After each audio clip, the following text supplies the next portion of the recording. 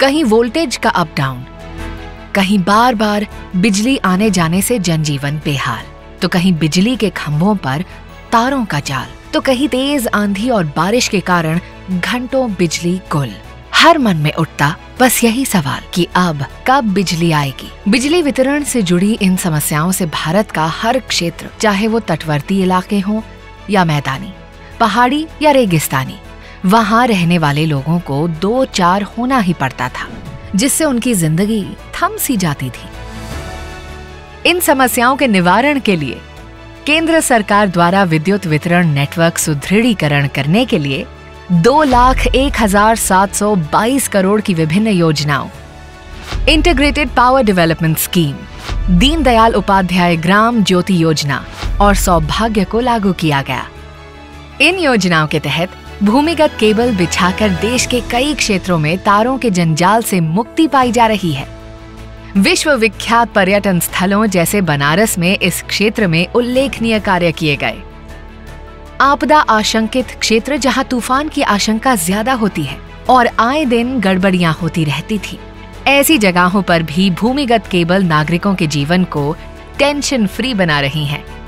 पहले कई इलाकों में बिजली की गड़बड़ी को दूर करने में घंटों लग जाते थे और कई बार तो कई दिन भी लग जाते थे, क्योंकि वितरण प्रणाली के पास ऐसी कोई तकनीक नहीं थी जिससे कि वो सुनिश्चित कर पाएं कि कहां और क्या गड़बड़ी आई है।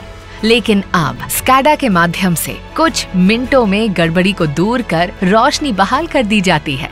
पहले बिजली आने जाने की वजह से आपूर्ति बाधित होती थी, लेकिन अब ये ना के बराबर है। ऐसी जगहों पर जहां बिजली का लोड तो था, लेकिन भीड़ भाड़ होने के कारण आपूर्ति की समस्या बनी रहती थी, वहां पर बिजली की निर्बाध आपूर्ति के लिए GIS सब स्टेशन की स्थापना की गई है, जो पुराने सब स्टेशन की अपेक्षा लगभग 1/3 जगह में स्थापित हो जाते हैं। यही नहीं, जगह की कमी वाले क्षेत्रों में और उनकी संकरी गलियों में निरंतर बिजली आपूर्ति बनाए रखने के लिए 1000 kVA की क्षमता वाले छोटे छोटे सब स्टेशन भी लगाए गए हैं। पहले उपभोक्ताओं के पास वितरण संबंधी शिकायतों के निवारण के लिए कोई कॉमन नंबर नहीं था, लेकिन आज 1912 के जरिए उपभोक्ता की सारी समस्याएं दूर हो रही हैं।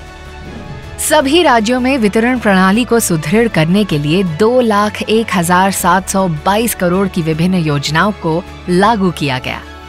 इन योजनाओं के अंतर्गत 2,921 नए सब स्टेशन निर्मित किए गए तथा 3,926 मौजूदा सब स्टेशनों को उन्नत किया गया।